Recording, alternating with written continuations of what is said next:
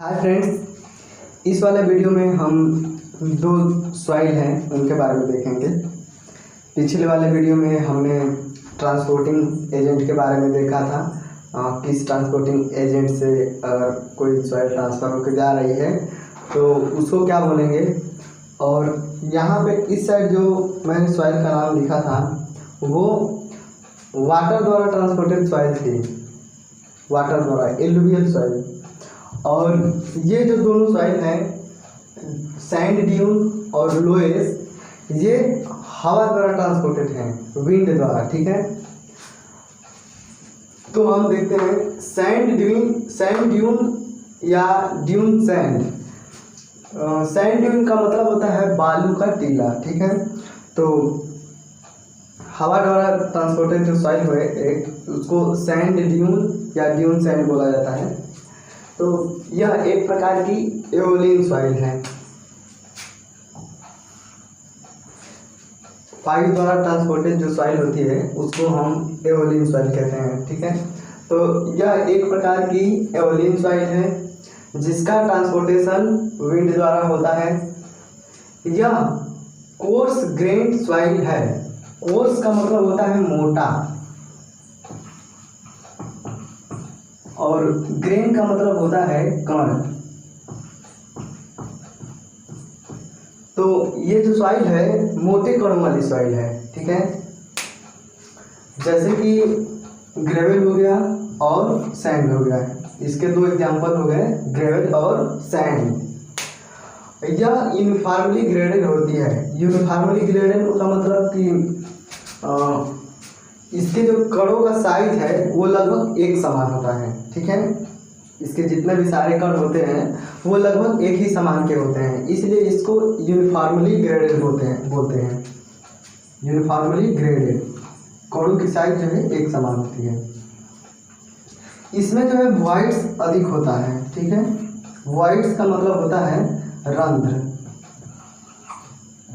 ठीक है, इसमें जो है वॉइड्स जो होते हैं, रंध्र जो होते हैं वो अधिक होते हैं। रंध्र ऐसे होता है जैसे कि ये कोई पात्र हो गया और इसमें जो ऐसे ऐसे जब सॉइल हम भर देते हैं तो ये जो बीच का जो स्थान है ये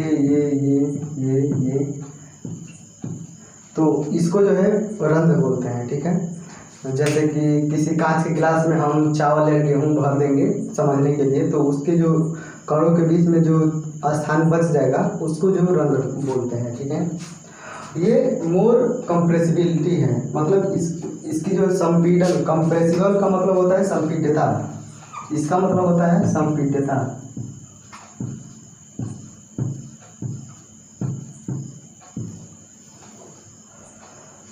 ये मोर कंप्रेसिबल है। मोर का मतलब होता है हिंदी में अधिक। ठीक है,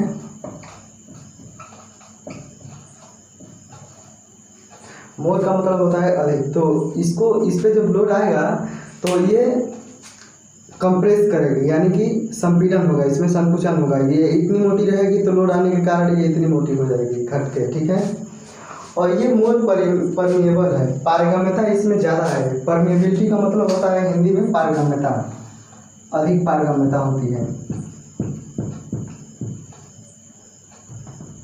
पारगम्यता। ठीक है, तो इसकी परमिबिलिटी ज़्यादा होती है। परमिबिलिटी का मतलब होता है कि जब उसमें से पानी होकर जाए तो वो कितना तेज़ी से होकर जा रहा है। अगर परमिबिलिटी ज़्यादा होगी तो पानी जो है उसमें से जल्दी जल्दी जाएगा, वाटर या कोई भी लिक्विड जल्दी जल्दी जाएगा। अगर परमिबिलिटी कम होगी तो जो है पानी जो है, वाटर या कोई भी लिक्विड जो है कम जाएगा, धीरे धीरे जाएगा। ठीक है, और ये हवा द्वारा ट्रांसपोर्टेड होती है तो इसलिए ये फिजिकल वेदरिंग और ट्रांसपोर्ट होती है, तो इसको ट्रांसपोर्टेड सॉइल बोलते हैं। ठीक है, अब आते हैं लोएस पे। ठीक है, तो लोएस जो सॉइल है यह भी हवा द्वारा ट्रांसपोर्ट होती है। ठीक है, तो इसको भी एओलियन सॉइल के अंतर्गत लेते हैं। ठीक है, इसका भी ट्रांसपोर्टेशन जो है विंड द्वारा होता है। यह फाइन ग्रेन सॉइल है। फाइन ग्रेन सॉइल है।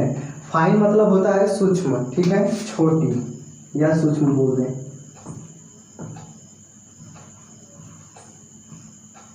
तो ये सूक्ष्म ग्रेन का मतलब होता है कण। तो ये छोटी सूक्ष्म कणों वाली जो है सॉइल है, ठीक है, जैसे कि सिल्ट और क्ले। ये भी जो है यूनिफॉर्मली ग्रेडेड होती है। इसके भी जितने भी सारे कण होते हैं वो लगभग एक समान होते हैं, ठीक है। और इसमें भी जो है वाइट रंध्र जो है ज़्यादा होते हैं।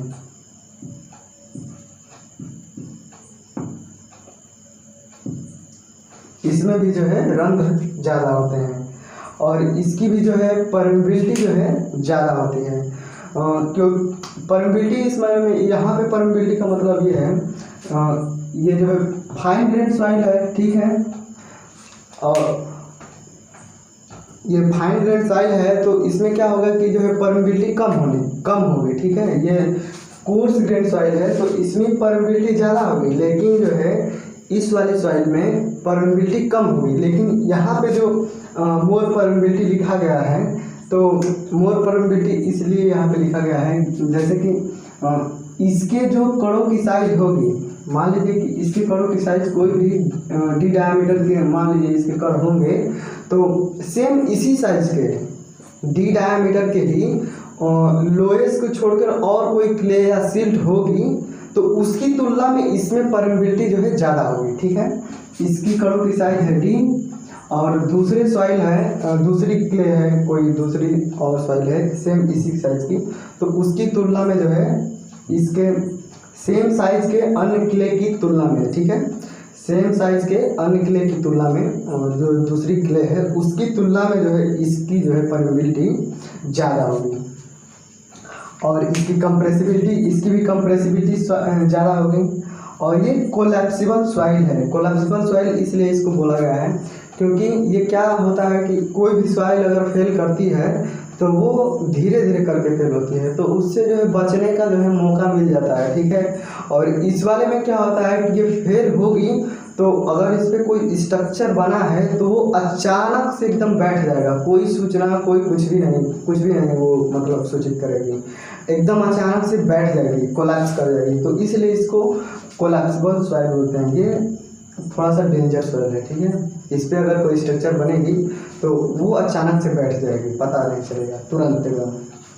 और ये भी जो है इसका भी जो है फिजिकल वेदरिंग और ये भी ट्रांसपोर्टेड सॉइल के अंदर है, इसको लिया जाता है। एग्जाम में पूछता है कि लोएस्ट जो है ट्रांसपोर्टेड सॉइल है या रेजिडुअल सॉइल है, फिजिकल वेदरिंग सॉइल है या केमिकल वेदरिंग सॉइल है, तो इसलिए ये इम्पोर्टेंट है, ठीक है।